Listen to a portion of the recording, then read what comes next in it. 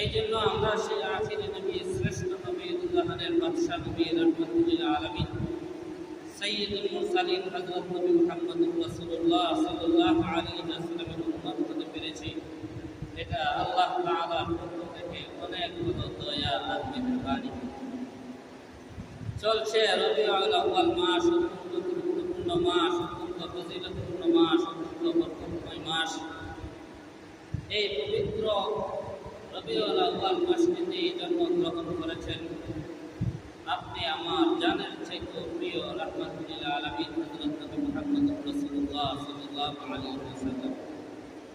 এই জন্য রবিউল আউয়াল মাসটি আমাদের কাছে অত্যন্ত বরকতময়, অত্যন্ত ফজিলতপূর্ণময়, মুসলমানদের কাছে অত্যন্ত গুরুত্বপূর্ণ, মুসলমানদের কাছে অত্যন্ত ফজিলতপূর্ণ, মুসলমানদের কাছে অত্যন্ত মূল্যবান। রবিউল আউয়াল মাস মুসলমানদের মহব্বতের মাস, মুমিনদের মহব্বতের মাস।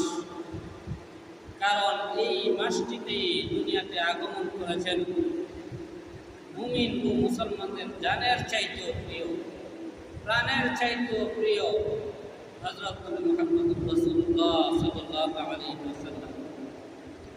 যেহেতু রাহমাতুল আলামিন হযরত নবী মুহাম্মদ রাসূলুল্লাহ সাল্লাল্লাহু আলাইহি ওয়াসাল্লাম এই রবিউল আউয়াল মাসে দুনিয়াতে আগমন করেছেন, আর আল্লাহ রাসূল সাল্লাল্লাহু আলাইহি ওয়াসাল্লামের আগমনকে হাদিসের ভাষায় মিলাদুন নবী বলা হয়।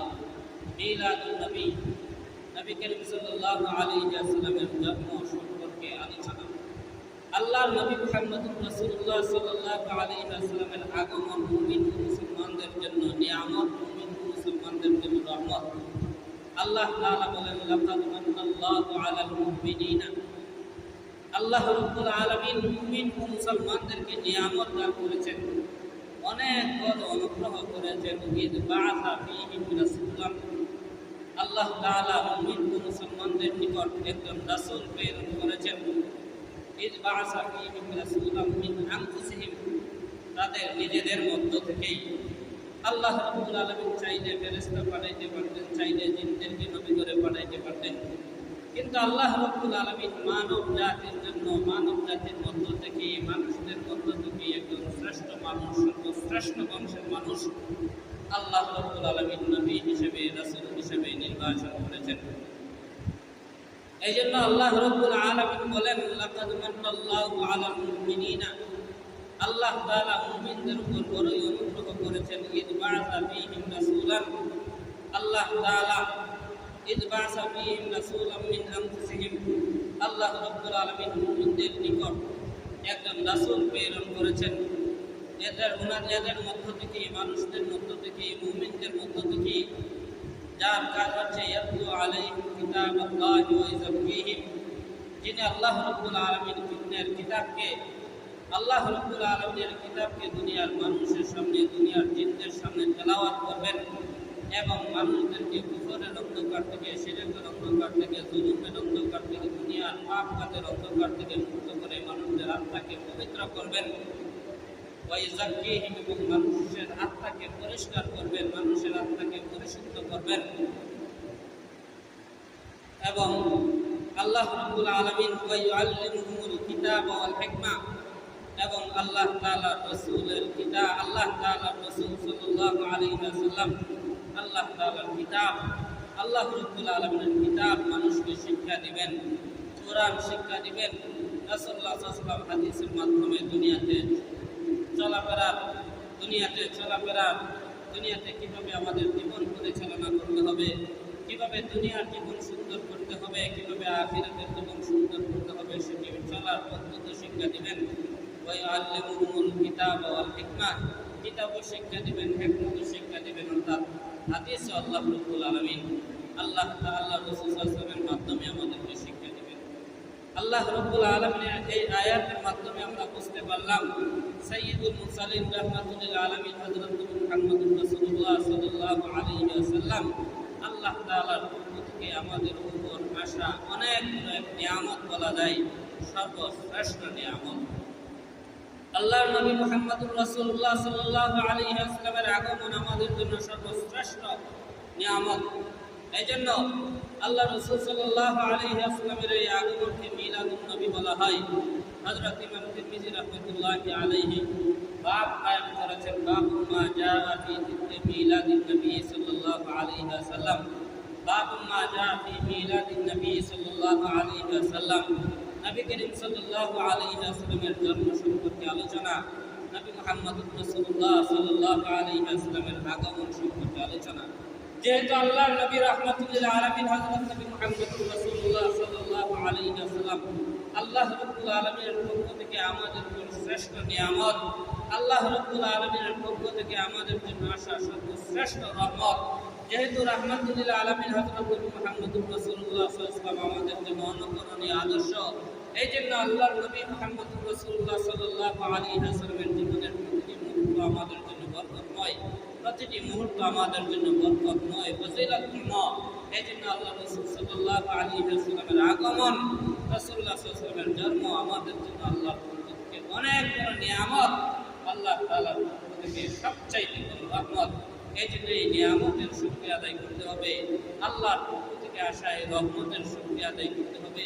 কিভাবে আমরা আল্লাহ তাআলার এই নিয়ামতের শুকরিয়া আদায় করব, কিভাবে আমরা আল্লাহ তাআলার পক্ষ থেকে সর্বশ্রেষ্ঠ রহমত লাভ করার শুকরিয়া আদায় করব, এর একমাত্র পদ্ধতি হলো আমরা আল্লাহ তাআলার বিধান অনুযায়ী চলব, রাসূলুল্লাহ সাল্লাল্লাহু আলাইহি ওয়াসাল্লামের তরিকা অনুযায়ী চলব, রাসূলুল্লাহ সাল্লাল্লাহু আলাইহি ওয়াসাল্লামের আদর্শকে আমাদের জীবনে বাস্তবায়ন করব। দুনিয়ার কোনো আদর্শ রাসূলুল্লাহ সাল্লাল্লাহু আলাইহি ওয়াসাল্লামের আদর্শের চেয়ে শ্রেষ্ঠ হতে পারে না। দুনিয়ার কোনো নায়কের আদর্শ, দুনিয়ার কোনো খেলোয়াড়ের আদর্শ, দুনিয়ার কোনো ধরনের বড় লোকের নেতার আদর্শ শ্রেষ্ঠ আদর্শ হতে পারে না। আজকে আমরা খেলোয়াড়ের আদর্শ অনুসরণ করি, নায়কের আদর্শ অনুসরণ করি, নেতার আদর্শ গ্রহণ করি, শেখ মুজিবুর রহমানের আদর্শ গ্রহণ করি, জিয়াউর রহমানের আদর্শ গ্রহণ করি। দুনিয়ার যে কোনো লোকের আদর্শ আপনি বলেন না কেন, সর্বশ্রেষ্ঠ আদর্শ হলেন আমাদের সাইয়্যিদুল মুরসালিন রাহমাতুল লিল আলামিন হযরত নবী মুহাম্মদুর রাসূলুল্লাহ সাল্লাল্লাহু আলাইহি ওয়াসাল্লাম। যেহেতু এই মাস আল্লাহর নবী মুহাম্মদুর রাসূলুল্লাহ সাল্লাল্লাহু আলাইহি ওয়াসাল্লামের আগমনের মাস, যেহেতু এই মাস আল্লাহর নবী মুহাম্মদুর রাসূলুল্লাহ সাল্লাল্লাহু আলাইহি ওয়াসাল্লামের জন্মের মাস, রাসূলুল্লাহ সাল্লাল্লাহু আলাইহি ওয়াসাল্লামের আগমন ও জন্মকে মিলাদুন নবী বলা হয়। এই জন্য আমি আপনাদের সামনে আজকে শুধুমাত্র আল্লাহর নবী মুহাম্মদুর রাসূলুল্লাহ সাল্লাল্লাহু আলাইহি ওয়াসাল্লামের মিলাদুন নবী নিয়ে সংক্ষিপ্ত আলোচনা করব। মিলাদুন শব্দটা আরবি, যার অর্থ হচ্ছে জন্ম, জন্মের সময়, এবং আরেকটা আসছে নাবিয়্যু, আলিফ লাম সহ। নাবিয়্যুন এর অর্থ যে কোনো নবী হতে পারে, এখানে যে নাবিয়্যু আলিফ লাম সহ মারিফা এসেছে, এখানে উদ্দেশ্য হচ্ছে আমাদের নবী রাহমাতুল লিল আলামিন হযরত নবী মুহাম্মদুর রাসূলুল্লাহ সাল্লাল্লাহু আলাইহি ওয়াসাল্লাম। সুতরাং মিলাদুন নবী এর অর্থ হচ্ছে আল্লাহ রাসূল সাল্লাল্লাহু আলাইহি ওয়াসাল্লামের রাসূলুল্লাহ সাল্লাল্লাহু আলাইহি ওয়াসাল্লামের জন্মের আলোচনা করলে আমাদের কি লাভ, কি ফায়দা?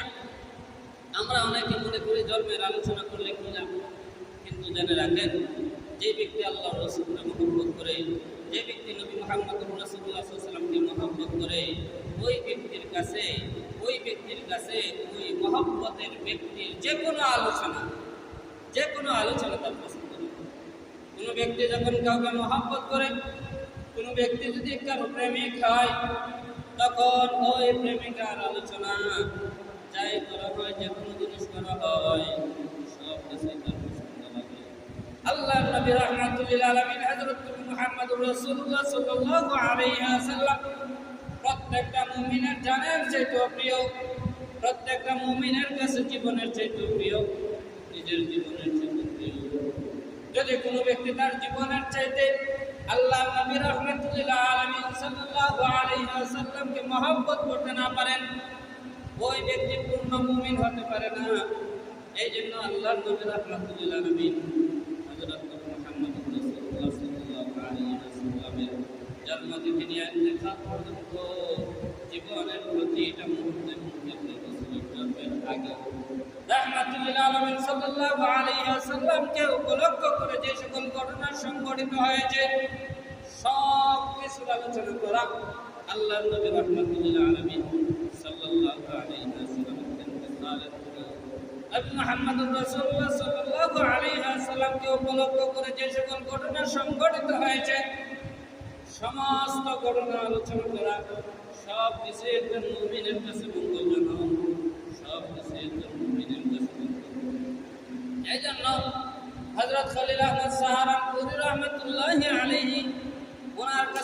জিজ্ঞাসা করা হইল আল্লাহ নবী মুহাম্মদুর রাসূলুল্লাহ সাল্লাল্লাহু আলাইহি ওয়াসাল্লামের জন্ম সংক্রান্ত আলোচনা করার কি বিধান?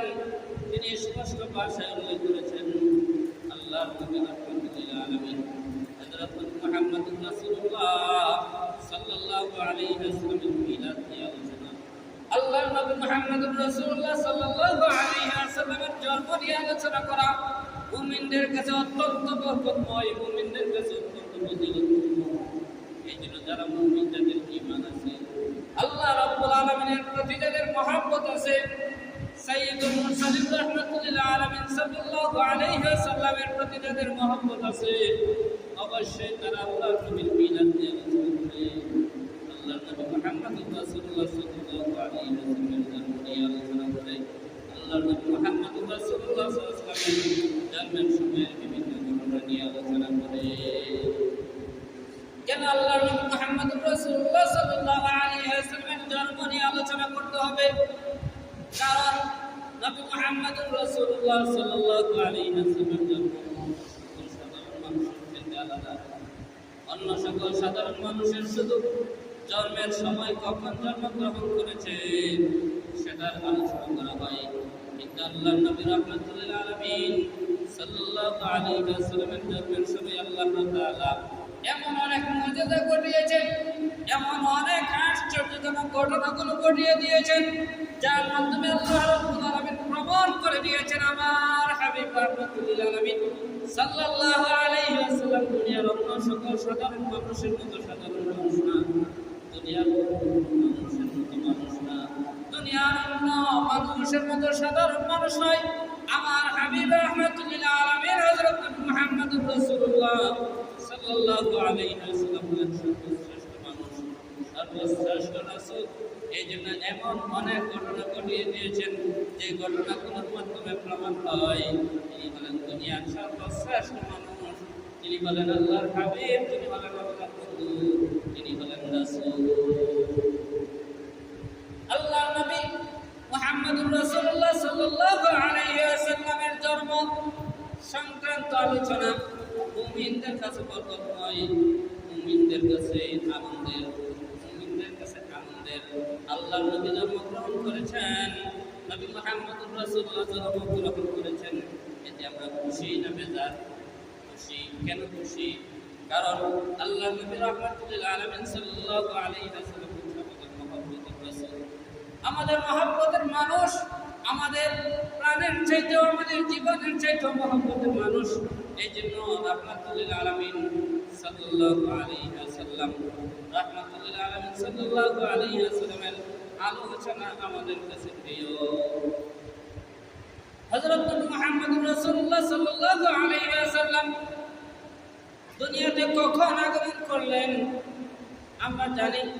আল্লাহর নবী রাহমাতুল আলামিন সাল্লাল্লাহু আলাইহি ওয়াসাল্লাম সোমবারে আগমন করেছেন, সোমবারে আগমন করেছেন। যেমন সোমবারের রোজা সম্পর্কে রাসূলুল্লাহ সাল্লাল্লাহু আলাইহি ওয়াসাল্লামকে যখন জিজ্ঞাসা করা হইল, আল্লাহ নবী সাল্লাল্লাহু আলাইহি ওয়াসাল্লাম বলেন, যেহেতু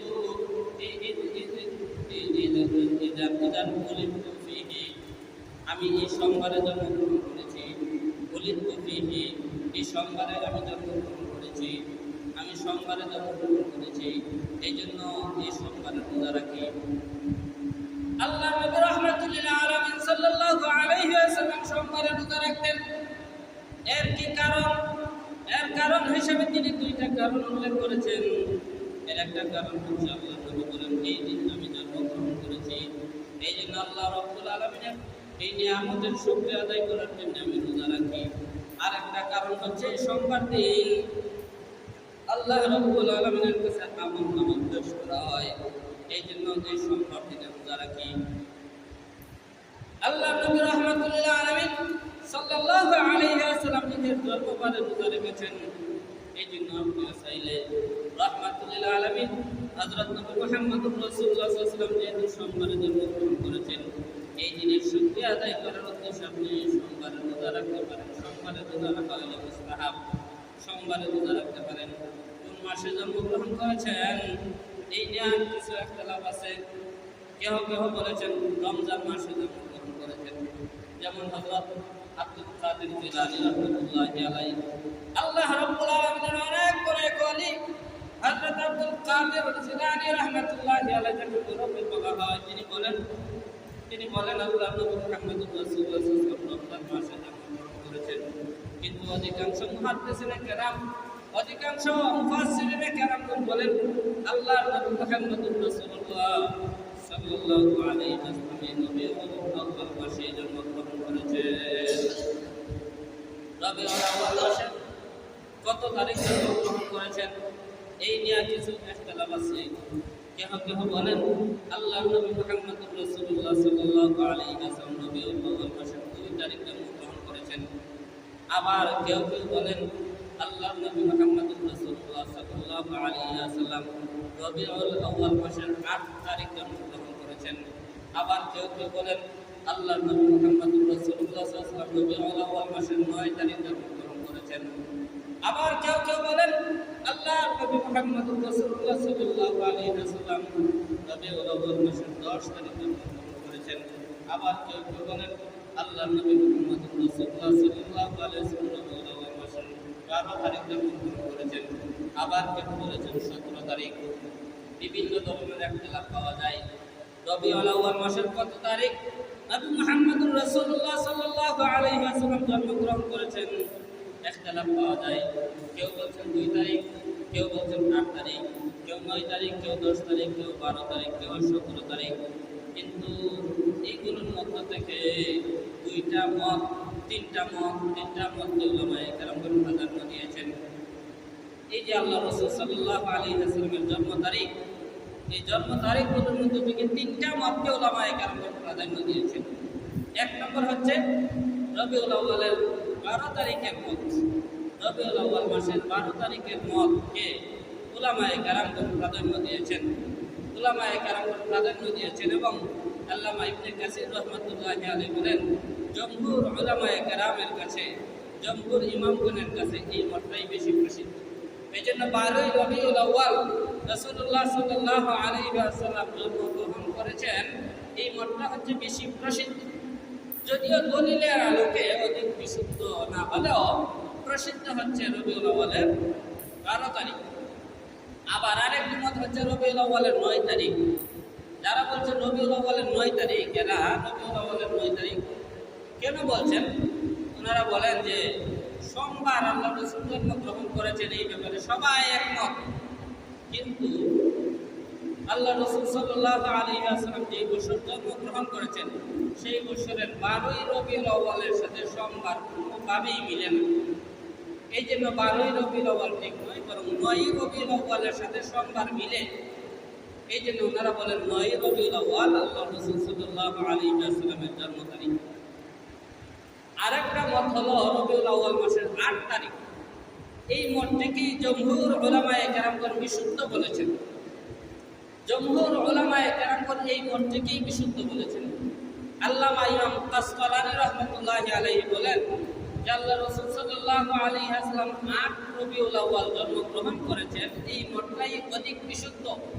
সনদের দিক দিয়েও বেশি বিশুদ্ধ, ইতিহাসের দিক দিয়েও বেশি বিশুদ্ধ। এই জন্যই আমরা এই 8 রবিউল আউয়ালের পক্ষে অনেক উলামায়ে কেরামকে দেখতে পাই। এমনকি আমাদের দেশের যারা অনেকেই 12 রবিউল আউয়াল দিবসকে নিয়ে বিভিন্ন ধরনের অনুষ্ঠান করে, ঈদ পালন করে, এদের সবচাইতে বড় আলেম আহমদ রেজা খান। আহমদ রেজা খান ফতোয়ায়ে রেজভিয়ার মধ্যে উল্লেখ করেছেন যে আল্লাহ রাসূল সাল্লাল্লাহু আলাইহি ওয়াসাল্লাম 8 রবিউল আউয়াল জন্মগ্রহণ করেছেন। আল্লাহর নবী মুহাম্মদুর রাসূলুল্লাহ সাল্লাল্লাহু আলাইহি ওয়াসাল্লাম কোন সময় জন্মগ্রহণ করেছেন এই ব্যাপারেও ইতিহাসের কিতাবাদের মধ্যে লিখিত আছে। আল্লাহ নবী মুহাম্মদুর রাসূলুল্লাহ সাল্লাল্লাহু আলাইহি ওয়াসাল্লাম সুবহে সাদেকের সময় জন্মগ্রহণ করেছেন। সুবহে সাদেকের সময় কখন? ফজরের শুরুর সময়। আমরা রমজান মাসে দেখতে পাই, রমজান মাসে অনেক সময় সেহরির সময়ের কথা বলা হয় যে সেহরির সময় আর মাত্র 5 মিনিট আছে, সেহরির সময় আর মাত্র 10 মিনিট আছে। অতএব বোঝা গেল 5 মিনিট পরেই সুবহে সাদেক, 10 মিনিট পরেই সুবহে সাদেক। সুবহে সাদেক যখন হয়ে যাবে সেই সময় রোজাদারের খানা বন্ধ হয়ে যায়। এই জন্য এই সময়টারে সুবহে সাদেক বলা হয়। সুবে সাদেকের সময়ে আল্লাহর নবী রাহমাতুল আলামিন হযরত নবী মুহাম্মদুর রাসূলুল্লাহ সাল্লাল্লাহু আলাইহি ওয়াসাল্লাম এই দুনিয়াতে আগমন করেছেন। শ্রেষ্ঠ নবী রাহমাতুল আলামিন হযরত নবী মুহাম্মদুর রাসূলুল্লাহ সাল্লাল্লাহু আলাইহি ওয়াসাল্লাম সারা জীবনই সাহাবায়ে কেরামগণ প্রত্যেকটা মুহূর্ত গুরুত্বের সাথে সংরক্ষণ করেছেন। কিন্তু আল্লাহর নবীর জন্ম তারিখটা কেন সংরক্ষণ করেন? কেন ইখতিলাফ দেখা দিল 2 তারিখ না 8 তারিখ না 9 তারিখ না 10 তারিখ না 12 তারিখ না 17 তারিখ রবিউল আউয়াল মাসে না রমজান মাসের? একমাত্র কারণ জন্ম নিয়ে লাফালাফি করা, ইন্তেকাল নিয়ে লাফালাফি করা, জন্ম নিয়ে ঈদ পালন করা, এই ধরনের কোনো নিয়ম সাহাবায়ে কেরামের সময় ছিল না, রাসূলুল্লাহ সাল্লাল্লাহু আলাইহি ওয়াসাল্লামের সময় ছিল না, ইসলামের ইতিহাসে ছিল না। এইগুলো ছিল বিধর্মীদের রীতি। এই জন্য জন্ম তারিখ সংরক্ষণ করার কোনো গুরুত্ব সাহাবায়ে কেরামের নিকটে ছিল না। আর নাইলে আল্লাহ রাসূলের সারা জীবনই সংরক্ষণ করেছেন, প্রতিটা মুহূর্ত সংরক্ষণ করেছেন। কিন্তু রাসূলুল্লাহ সাল্লাল্লাহু আলাইহি ওয়াসাল্লাম কত তারিখ জন্মগ্রহণ করেছেন এই কথাটা কোনো সাহাবী নির্দিষ্টভাবে, সমস্ত সাহাবী নির্দিষ্টভাবে সংরক্ষণ করেন। আল্লাহ রাসূল সাল্লাল্লাহু আলাইহি ওয়াসাল্লামের যুগে সংরক্ষণ করেন নাই, আবু বকর সিদ্দিক রাদিয়াল্লাহু তাআলা আনহুর যুগে সংরক্ষিত হয় নাই, উমর রাদিয়াল্লাহু তাআলা আনহুর যুগে সংরক্ষিত হন নাই, হযরত উসমান রাদিয়াল্লাহু তাআলা আনহুর যুগে সংরক্ষিত হয় নাই, হযরত আলী রাদিয়াল্লাহু তাআলা আনহুর যুগে সংরক্ষিত হয় নাই।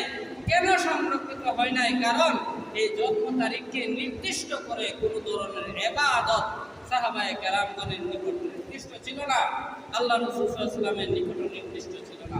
এই জন্য আল্লাহ রাসূল সাল্লাল্লাহু আলাইহি ওয়াসাল্লামের ইন্তেকালকে নির্দিষ্ট করে 12 রবিউল আউয়ালে ঈদ পালন করতে হবে, নির্দিষ্ট করে ইবাদত করতে হবে, এই ধরনের কোনো রীতি ইসলামে নাই।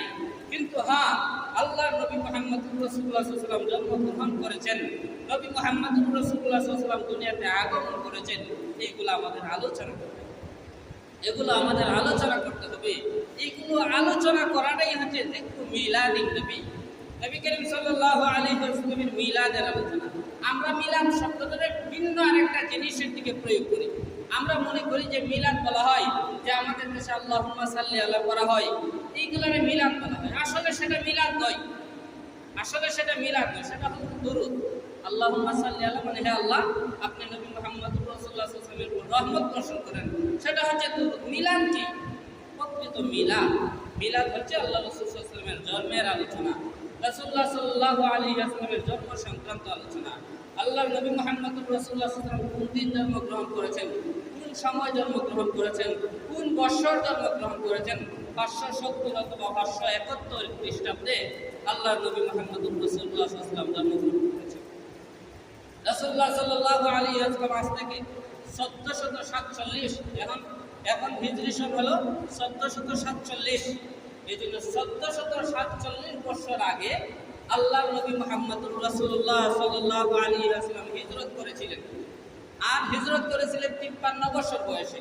এতেই বোঝা গেল প্রায় 1500 বছর আগে আল্লাহর নবী মুহাম্মদুর রাসূলুল্লাহ সাল্লাল্লাহু আলাইহি ওয়াসাল্লাম এই দুনিয়াতে জন্মগ্রহণ করেছিলেন। রাসূলুল্লাহ সাল্লাল্লাহু আলাইহি ওয়াসাল্লাম, রাসূলুল্লাহ সাল্লাল্লাহু আলাইহি ওয়াসাল্লামের জন্ম সাধারণ মানুষের মতো নয়, বরং আল্লাহর রাসূলের জন্ম অসাধারণ। রাসূলুল্লাহ সাল্লাল্লাহু আলাইহি ওয়াসাল্লাম যেমন দুনিয়ার শ্রেষ্ঠ, রাসূলুল্লাহ সাল্লাল্লাহু আলাইহি ওয়াসাল্লামের জন্মের ঘটনাগুলো শ্রেষ্ঠ। আল্লাহ রাসূল সাল্লাল্লাহু আলাইহি ওয়াসাল্লামের জন্মের আগে একটা ঘটনা ঘটিয়েছিলেন। আব্রাহাম বাদশাহ আসছিল আসহাবুল ফিলের ঘটনা, বাইতুল্লাহ শরীফকে ধ্বংস করে দেওয়ার জন্য। কিন্তু আল্লাহ তাআলা আবাবিল পাখি প্রেরণ করে এই আব্রাহার সকল চক্রান্ত নস্যাৎ করে দিয়েছেন। এটাও আল্লাহ রাসূল সাল্লাল্লাহু আলাইহি ওয়াসাল্লামের জন্মকালীন সময়ের একটা মুজিজা। রাসূলুল্লাহ সাল্লাল্লাহু আলাইহি ওয়াসাল্লাম 50 দিন অথবা 55 দিন পর এই পৃথিবীতে জন্মগ্রহণ করবেন, আর আব্রাহা বাদশাহ ঈসা, জালিম বাদশাহ ঈসা কাবা শরীফকে ধ্বংস করে দিবে, বাইতুল্লাহ শরীফকে ধ্বংস করে দিবে। এটা হতে পারে না। আল্লাহ তাআলা ছোট ছোট পাখি প্রেরণ করলেন, এই পাখির মাধ্যমে আল্লাহ তাআলা এদের ষড়যন্ত্রকে নষ্ট করে দিয়েছেন। এটা আপনি বা আমার জন্মের সময় এই ধরনের কোনো ঘটনা ঘটবে না। এই জন্য আল্লাহর নবীর মিলাদ আলোচনার বিষয়, এটা আমল করার বিষয় নয়। আমি চাইলে পারবো না আমার জন্মের 55 বছর আগে আল্লাহ তাআলার পক্ষ থেকে ফাঁকি আইসা বাদশার চক্রান্ত নস্যাৎ করে দিবে। এই জন্য আল্লাহ রাসূল সাল্লাল্লাহু আলাইহি ওয়াসাল্লামের মিলাদ আলোচনা করা যায়, মিলাদ আমল করা যায় না। আল্লাহর নবী মুহাম্মদুর রাসূলুল্লাহ সাল্লাল্লাহু আলাইহি ওয়াসাল্লামের জন্মের অনেক বছর আগ থেকে দুর্ভিক্ষ ছিল মক্কায়, দুর্ভিক্ষ ছিল মক্কায়। কিন্তু রাসূলুল্লাহ সাল্লাল্লাহু আলাইহি ওয়াসাল্লাম যে বছর জন্মগ্রহণ করেছেন, আল্লাহ তাআলা রাহমাতুল লিল আলামিন হযরত নবী মুহাম্মদুর রাসূলুল্লাহ সাল্লাল্লাহু আলাইহি ওয়াসাল্লামের উসিলায় সেই দুর্ভিক্ষ দূর করে দিয়েছেন। আল্লাহ তাআলা মক্কার মধ্যে আল্লাহ তাআলা শান্তি দান করেছেন, দুর্ভিক্ষ দূর করে দিয়েছেন। এটা একমাত্র নবী মুহাম্মদুর রাসূলুল্লাহ সাল্লাল্লাহু আলাইহি ওয়াসাল্লামের জন্মকালীন সময়ের মুআজিজা। এই জন্য আল্লাহর নবী জন্মগ্রহণ করেছেন, আমরা কি খুশি না বেজার? খুশি, আমরা বেজার নয়। কিছু মানুষ আছে যারা বলে যে অনেক মানুষ নবীর জন্মে এরা খুশি না বেজার। এরা এই কথাটা আমাদের কি বলে, কেন বলে? কারণ আমরা এই যে নতুন একটা ঈদ যে এরা প্রবর্তন করছে, বানিয়েছে, সেটা আমরা পালন করি। এই জন্য এরা বলে যে আমরা নবীর জন্মে বেজার, নাউযুবিল্লাহি মিন যালিক। কিন্তু আমরা পরিষ্কারভাবে বলে দিতে চাই, শুধু 12ই রবিউল আউয়াল নয়, শুধু 8 রবিউল আউয়াল নয়, শুধু 9 রবিউল আউয়াল নয়, কোনো ব্যক্তি যদি সারা জীবনের কোনো এক মুহূর্তে বলে আল্লাহর নবীর আগমনে আমি খুশি নই, আল্লাহর নবীর জন্মে আমি খুশি নই, সে সাথে সাথে বেঈমান হয়ে যাবে।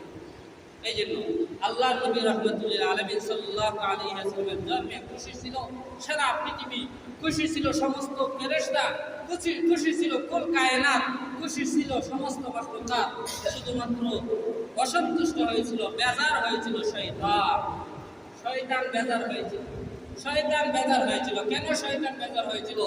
কারণ আল্লাহর নবী রাহমাতুল লিল আলামিন হযরত নবী মুহাম্মদুর রাসূলুল্লাহ সাল্লাল্লাহু আলাইহি ওয়াসাল্লামের দুনিয়ায় আগমনের পূর্বে শয়তান আকাশে উঠতে পারত। শয়তান আকাশে উঠিয়া ফেরেশতাদের আওয়াজ শুনতে পাইত, ফেরেশতাদের কথা শুনতে পাইত। ফেরেশতাদের কথাগুলো শুনিয়া কিছু কথা আরো যোগ করিয়া জাদুকরদের কাছে আইসা বলতো, গণকদের কাছে আইসা বলতো। এই জন্য গণকরা মানুষদের কাছে কিছু কথা, আসমানি কথা মানুষদের কাছে বর্ণনা করে দিত। কিন্তু রাহমাতুল লিল আলামিন আমার নবী, আপনার নবী, আসমানের নবী, জমিনের নবী, কুল কায়নাতের নবী রাহমাতুল লিল আলামিন হযরত নবী মুহাম্মদুর রাসূলুল্লাহ সাল্লাল্লাহু আলাইহি ওয়াসাল্লাম যখন দুনিয়ায় আগমন করেছেন, আল্লাহ তাআলা শয়তানের উপরে যাওয়া বন্ধ করে দিয়েছেন, আসমানের উপরে যাওয়া বন্ধ করে দিয়েছেন। আসমানের উপরে যখন সে যেতে চায়, নক্ষত্রের মাধ্যমে ওই শয়তানের উপরে অগ্নি নিক্ষেপ করা হয়। এই জন্য আল্লাহর নবী সাল্লাল্লাহু আলাইহি ওয়াসাল্লামের আগমনের কারণে শয়তান উপরে যেতে পারে না। এই জন্য শয়তান আল্লাহর রাসূল সাল্লাল্লাহু আলাইহি ওয়াসাল্লামের আগমনের সময় কান্না করেছিল, চিৎকার করে কান্না করেছিল, জোরে জোরে কান্না করেছিল। এই জন্য আল্লাহর নবী দুনিয়াতে আগমন করেছেন, নবী মুহাম্মদুর রাসূলুল্লাহ সাল্লাল্লাহু আলাইহি ওয়াসাল্লাম জন্মগ্রহণ করেছেন। এতে কি আমরা খুশি না বেজার? প্রত্যেকটা মুমিন খুশি, প্রত্যেক মুসলমান খুশি। যাদের সামান্য পরিমাণ মহব্বত আছে আল্লাহর নবীর প্রতি, সেও খুশি। কোনো ব্যক্তি বেজার হতে পারে না, কোনো ব্যক্তি অসন্তুষ্ট হতে পারে না। কোনো ব্যক্তি সামান্য পরিমাণ অসন্তুষ্ট হলে সে আর ঈমানদারি থাকতে পারে না। এই জন্য সমস্ত মুমিন মুসলমানরা খুশি, শুধুমাত্র কান্না করেছিল শয়তান। এটাও আল্লাহ রাসূলের জন্মকালীন সময়ের একটা মুআজিজা যে আল্লাহর নবী মুহাম্মদুর রাসূলুল্লাহ সাল্লাল্লাহু আলাইহি ওয়াসাল্লাম এই দুনিয়াতে আগমনের মাধ্যমে শয়তানের আকাশের উপরে যাওয়া সে বন্ধ হয়ে গিয়েছিল। এই জন্য আসমানের কোনো কথা আর শয়তানের নিচে প্রচার করতে সক্ষম হয় না। আল্লাহর নবী মুহাম্মদুর রাসূলুল্লাহ সাল্লাল্লাহু আলাইহি ওয়াসাল্লামের জন্ম বিশেষ মুআজিজা। এই জন্য আল্লাহর নবী যদিও মানুষ, কিন্তু সাধারণ মানুষের সাথে তুলনা করা যায় কোনি? সাধারণ মানুষের সাথে তুলনা করা যাবে না। আল্লাহর নবী মুহাম্মদুর রাসূলুল্লাহ সাল্লাল্লাহু আলাইহি ওয়াসাল্লাম মানুষ নয়, এই কথা যারা বলে এরাও কাফের। যারা বলে সাধারণ মানুষ এরাও কাফের। বরং আহলুস সুন্নাত ওয়াল জামাতের আকীদা, আহলুস সুন্নাত ওয়াল জামাতের বিশ্বাস হলো আল্লাহর নবী মুহাম্মদুর রাসূলুল্লাহ সাল্লাল্লাহু আলাইহি ওয়াসাল্লাম হলেন সর্বশ্রেষ্ঠ মানুষ। তিনি রাসূল মানুষ, কুল কায়নাতের সাথে শ্রেষ্ঠ মানুষ, অতুলনীয় মানুষ। যার সাথে কোনো মানুষের, কোনো নবীর, কোনো রাসূলের, কোনো ফেরেশতার কাহার কোনো ধরনের সাদৃশ্য চলে না, তুলনা চলে না। রাহমাতুল লিল আলামিন সাল্লাল্লাহু আলাইহি ওয়াসাল্লামের মিলাদের আলোচনা করতেছি। অনেকেই বলে আমরা মিলাদ করি না, আমরা মিলাদ জানি না, কিন্তু মিলাদ কি সেই জিনিসটা এরা বোঝে না। মিলাদ হলো এই যে আল্লাহ রাসূলের জন্মের ঘটনাগুলা, রাসূলুল্লাহ সাল্লাল্লাহু আলাইহি ওয়াসাল্লামের জন্মের সময়ের আলোচনা, রাসূলুল্লাহ সাল্লাল্লাহু আলাইহি ওয়াসাল্লামের জন্মের আলোচনা, এইগুলো হচ্ছে আসল মিলাদ। যে মিলাদ মাদ্রাসাগুলোর মধ্যে পড়া হয়, যে মিলাদের আলোচনা কোরআনের মধ্যে এসেছে, যে মিলাদের আলোচনা হাদিসের মধ্যে এসেছে, যে মিলাদের আলোচনা ইতিহাস ব্যাখ্যাগণ আলোচনা করেছেন, যে মিলাদের আলোচনা মুহাদ্দিসিনে কেরামগণ আলোচনা করেছেন, যে মিলাদের আলোচনা মুফাসসিরিনে কেরামগণ আলোচনা করেছেন, ইমাম তিরমিজি বাব কায়েম করেছেন, বাব মা জা ফি মিলাদিন নবী সাল্লাল্লাহু আলাইহি ওয়াসাল্লাম। হাদিস এনেছেন আল্লাহর নবী মুহাম্মদুর রাসূলুল্লাহ সাল্লাল্লাহু আলাইহি ওয়াসাল্লাম আসহাবুল ফিলের বছর জন্মগ্রহণ করেছেন। এই যে জন্মের সময়ের আলোচনাটা করেছেন, এটাকে ইমাম তিরমিজি রাহমাতুল্লাহি আলাইহি বলেছেন মিলাদুন নবী, অর্থাৎ আল্লাহর নবী সাল্লাল্লাহু আলাইহি ওয়াসাল্লামের জন্মের আলোচনা। এই জন্য মিলাদুন নবীর আলোচনা বেশি বেশি করতে হবে। কেন? কারণ এই মিলাদুন নবীর আলোচনার মাধ্যমে আমাদের আল্লাহর প্রতি মহব্বত বৃদ্ধি পায়। এই মিলাদুন নবীর আলোচনার মাধ্যমে আমাদের রাসূলুল্লাহ সাল্লাল্লাহু আলাইহি ওয়াসাল্লামের প্রতি মহব্বত বৃদ্ধি পায়। এই মিলাদুন নবীর আলোচনার মাধ্যমে আমাদের কোরআনের প্রতি মহব্বত বৃদ্ধি পায়। এই মিলাদুন নবীর আলোচনার মাধ্যমে আমাদের ইসলামের প্রতি মহব্বত বৃদ্ধি পায়। এই মিলাদুন নবীর আলোচনার মাধ্যমে একজন মানুষের ঈমানের নূর বৃদ্ধি পায়। এই মিলাদুন নবীর আলোচনার মাধ্যমে আমাদের মুসলমান তারা পরিপূর্ণ হয়। এই জন্য এই মিলাদুন নবীর আলোচনার মাধ্যমে আমাদের ঈমানকে বৃদ্ধি করতে হবে। আল্লাহর নবী মুহাম্মদুর রাসূলুল্লাহ সাল্লাল্লাহু আলাইহি ওয়াসাল্লাম জন্মগ্রহণ করেছেন। আমরা দেখতে পাই আমাদের সময়ে যখন কোনো মহিলা বাচ্চা জন্ম দেয়, কোনো মহিলা যখন বাচ্চা জন্ম দেয় অনেক কষ্ট তার করতে হয়। 9 মাস 10 মাস কষ্ট করতে হয়। 10 মাস পর্যন্ত সে হাঁটতে পারে না, 10 মাস পর্যন্ত সে বেশি কাজ করতে পারে না, 10 মাস পর্যন্ত সে ঠিকমতো খেতে পারে না, 10 মাস পর্যন্ত সে কোনো ধরনের বোঝা বহন করতে পারে না। 10 মাস পর্যন্ত সে কত কষ্ট করে, 9 মাস সে কত কষ্ট করে। অনেক সময় বুকের ব্যথায়, পেটের ব্যথায়, অনেক সমস্যা জমিনে পড়িয়া যায়। অনেক সময় দেখা যায় সে বিছানার মধ্যে শুয়ে থাকে। কত কষ্ট করে একটা মা তার সন্তানের জন্য। কিন্তু হযরত আমেনা বলেন আল্লাহর নবীর মা, হযরত আমেনা বলেন আল্লাহর নবী মুহাম্মদুর রাসূলুল্লাহ সাল্লাল্লাহু আলাইহি ওয়াসাল্লাম আমার সন্তান আমার গর্ভের মধ্যে এসেছেন, আমার সন্তান আমার গর্ভের মধ্যে এসেছেন, আমি সামান্য অনুভব করতে পারি নাই, সামান্য দুঃখ পাই নাই, সামান্য বেদনা হয় নাই, ব্যথা হয় নাই, আমি অনুভবও করতে পারি নাই আমার গর্ভের মধ্যে বাচ্চা আছে, আমার গর্ভের মধ্যে সন্তান আছে, সামান্য পরিমাণ ব্যথাও আমার ছিল না। অন্য কোনো মার পক্ষে সম্ভব নেই, সম্ভব না, অন্য কারো পক্ষে সম্ভব না। কোনো মা এমন পাওয়া যাবে না যেই মা বলতে পারবে আমার সন্তান হওয়ার কারণে আমি সামান্য কষ্ট পাই নাই, আমার সন্তান হওয়ার কারণে আমার কষ্ট হয় নাই, এমন কথা কেউ বলতে পারে না।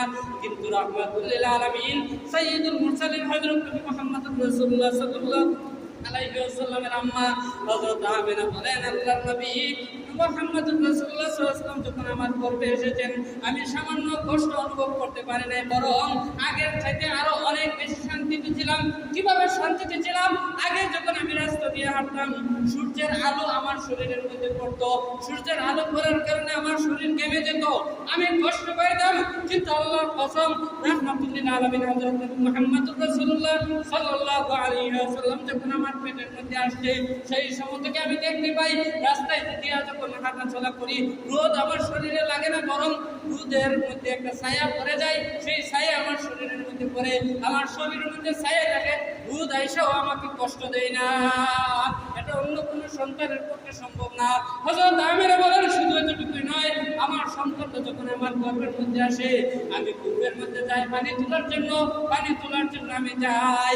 অন্য সময় যখন পানি তোলার জন্য যাইতাম কত কষ্ট হতো, পানি যখন তুলতাম কূপ থেকে পানি তুলতাম, যখন আমি কূপ থেকে যখন পানি তুলতাম আমার কষ্ট হতো, বালতি দিয়ে পানি তুলতাম কষ্ট হতো, চুল করে কষ্ট দিয়ে তুলতাম। কিন্তু আল্লাহর কসম আমার সন্তান রাহমাতুল লিল আলামিন হযরত নবী মুহাম্মদুর রাসূলুল্লাহ সাল্লাল্লাহু আলাইহি ওয়াসাল্লাম যেই দিন থেকে আমার গর্ভে এসেছেন সেই সময় থেকে যখন আমি কূপের মধ্যে বালতি তোলার জন্য যাইতাম আমি দেখতাম বালতির মধ্যে টান দেওয়ার আগে আগে অটোমেটিক সেই বালতিটা কূপের পারে ওইটা চলে আসতো। এই হলো রাহমাতুল আলামিন হযরত নবী মুহাম্মদুর রাসূলুল্লাহ সাল্লাল্লাহু আলাইহি ওয়াসাল্লামের মুজিজা। এটা আমার ক্ষেত্রে, আপনার ক্ষেত্রে, দুনিয়ার কোন সন্তানের ক্ষেত্রে, দুনিয়ার কোন ব্যক্তির ক্ষেত্রে সম্ভব না। এটাই হচ্ছে আল্লাহর নবী মুহাম্মদুর রাসূলুল্লাহ সাল্লাল্লাহু আলাইহি ওয়াসাল্লামের জন্মকালীন আলোচনা, এটাই হচ্ছে মিলাদুন নবীর আলোচনা, এটাই হচ্ছে আল্লাহর নবী যে আমাদের জন্য নিয়ামত। নবী মুহাম্মদুর রাসূলুল্লাহ সাল্লাল্লাহু আলাইহি ওয়াসাল্লাম যে সর্বশ্রেষ্ঠ নিয়ামত, সর্বশ্রেষ্ঠ রহমত, এক দলিল। আল্লাহর নবী মুহাম্মদুর রাসূলুল্লাহ সাল্লাল্লাহু আলাইহি ওয়াসাল্লাম দুনিয়াতে আগমন করেছেন। আমরা দেখতে পাই সন্তান উলঙ্গ অবস্থায় দুনিয়াতে আসে, উলঙ্গ অবস্থায় আসে, কিন্তু রাহমাতুল আলামিন সাল্লাল্লাহু আলাইহি ওয়াসাল্লাম, রাহমাতুল আলামিন সাল্লাল্লাহু আলাইহি ওয়াসাল্লামের মুজিজা, তিনি আয়েশা ওই যখনই দুনিয়াতে জন্মগ্রহণ করেন, আসার পরে দেখা গেল না বাম হাতটা লজ্জাস্থানে দিয়ে রাখছেন। জন্ম করার পরেও কেউ ওনার লজ্জাস্থান দেখে নাই। ওনার আম্মা চাইলেন হাতটা সরিয়ে দিতে সম্ভব না, কান্না শুরু করে দেয়। হাতটা সরাইতে চান, কান্না শুরু করে দেয়। আমেনা বলেন, বুঝে ফেলেছি আমার সন্তান সাধারণ কোনো সন্তান নয়, আমার সন্তান সাধারণ কোনো সন্তান নয়। আনো আমার কাপড় আইনা তার লজ্জাস্থানে দাও। কাপড় যখন দেওয়া হলো, সাথে সাথে হযরত মুহাম্মদুর রাসূলুল্লাহ সাল্লাল্লাহু আলাইহি ওয়াসাল্লাম হাতটা সরিয়ে ফেললেন। এই জন্য জন্মের পরেও আল্লাহর নবীর লজ্জাস্থান কেউই দেখতে পারে নাই। এটা আল্লাহর নবীর মুজিজা। আমার ক্ষেত্রে সম্ভব নয়, আপনার ক্ষেত্রে সম্ভব নয়, দুনিয়ার অন্য কারো ক্ষেত্রে সম্ভব নয়। এই জন্য আল্লাহর নবীকে আমাদের মতো সাধারণ মানুষ, অসাধারণ মানুষ, অতুলনীয় মানুষ, যার সাথে কোনো কিছুর তুলনা হতে পারে না, তিনি হলেন কুল কায়নাতের শ্রেষ্ঠ মানুষ। আল্লাহর নবী মুহাম্মদুর রাসূলুল্লাহ সাল্লাল্লাহু আলাইহি ওয়াসাল্লাম জন্মগ্রহণ করেছেন। আমাদের দেশের সন্তান জন্মগ্রহণ করে, কিন্তু কিভাবে জন্মগ্রহণ করে? জন্মগ্রহণ করার পর দেখা যায় তার নাভি কাটা লাগে, নার কাটা লাগে। নাভির একটা সম্পর্ক থাকে মায়ের পেটের সাথে। কেন তার সম্পর্ক থাকে? কারণ এই যে 9 মাস পর্যন্ত সন্তান পেটের মধ্যে ছিল, সেই সময় সে কি খাবে? আল্লাহ রাব্বুল আলামিন নাভির মাধ্যমে, মায়ের থেকে রক্ত খাওয়ার মাধ্যমে ওই 9 মাস জীবিত থাকার ব্যবস্থা করেছেন। সেই সময় মায়ের শরীর থেকে রক্ত খায় বাচ্চা। এই জন্য আল্লাহ তাআলা নাভির মাধ্যমে সেই রক্ত সন্তানের ভিতরে যায়, সন্তান জীবিত থাকে। এই ব্যবস্থাটা সকল মানুষের ক্ষেত্রে, কিন্তু হযরত আমেনা বলেন, আমার সন্তান জন্মগ্রহণ করছেন নার কাটা অবস্থায়, নাভি কাটা অবস্থায়, আলাদাভাবে আর নাভি কাটার প্রয়োজন নেই। এইগুলা আমার এবং আপনার ক্ষেত্রে সম্ভব? এইগুলা আমার এবং আপনার আমল করা সম্ভব?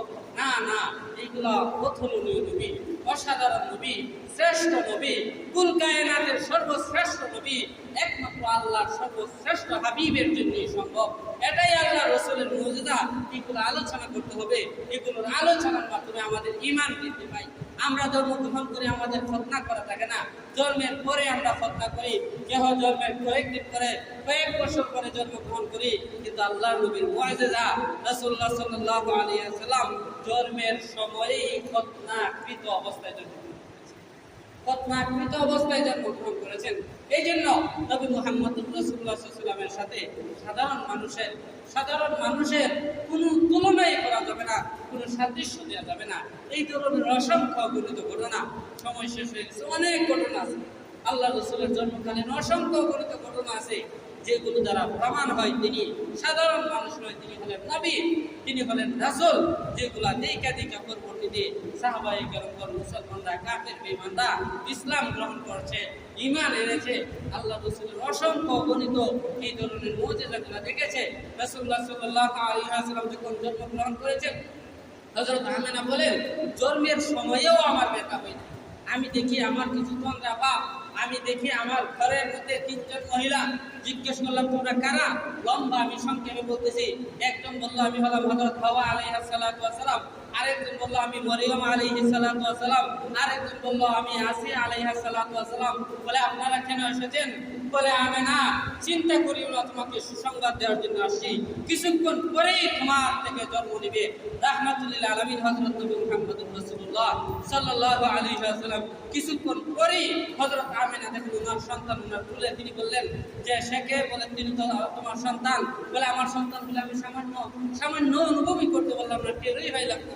আর আমরা দেশের মানুষ ব্যথাই কিভাবে হাসপাতালে নিবে 3 মাস আগ থেকেই চিন্তা করে, 1 বছর আগ থেকেই চিন্তা করে কিভাবে হাসপাতালে নেওয়া যাবে, কিভাবে তার হাসপাতালে নেওয়া যাবে, কিভাবে সে গর্ভধারণ করবে চিন্তা করে। কিন্তু আমেনা বলেন আমার সন্তান যে জন্ম হয়েছে আমি অনুভবই করতে পারি নাই, আমি দেখি পূর্ণিমার চাঁদের মতো আমার এক সন্তান জন্ম, কত সুন্দর সন্তান।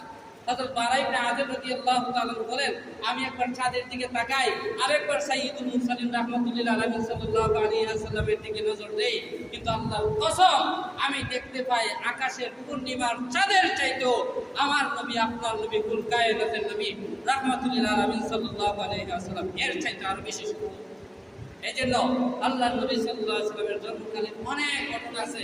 হযরত আমিনা বলেন যে সময় আল্লাহ রাসূল যে সময় জন্মগ্রহণ করেছে এই সময় আমি দেখি একটা নূর বের হয়েছে, দিনের ঝিলকি দিলে যেভাবে সারা পৃথিবী আলোকিত হয়ে যায় এইরকম দিনের ঝিলকি দেখছেন না, বিজলি দিলে যেভাবে সারা দুনিয়া আলোকিত হয়ে যায়, এই ধরনের একটা ঝিলকি বিজলি বা আলো নূর একটা বের হয়েছে যার দ্বারা সারা পৃথিবী আলোকিত হয়ে গেছে, যার দ্বারা আল্লাহ বুঝাইতে চেয়েছেন এটা কোনো সাধারণ সন্তান নয়, এটা সাধারণ মানুষ নয়, এমন এক সন্তান, এমন এক অসাধারণ সন্তান, তুমি এমন সৌভাগ্যশালী সন্তানের মা যার মাধ্যমে সারা পৃথিবী আলোকিত হবে, যার মাধ্যমে কুফরের অন্ধকার দূর হবে, শিরকের অন্ধকার দূর হবে, জুলুমের অন্ধকার দূর হবে, গুনাহের অন্ধকার দূর হবে, যার মাধ্যমে সারা পৃথিবী আলোকিত হবে।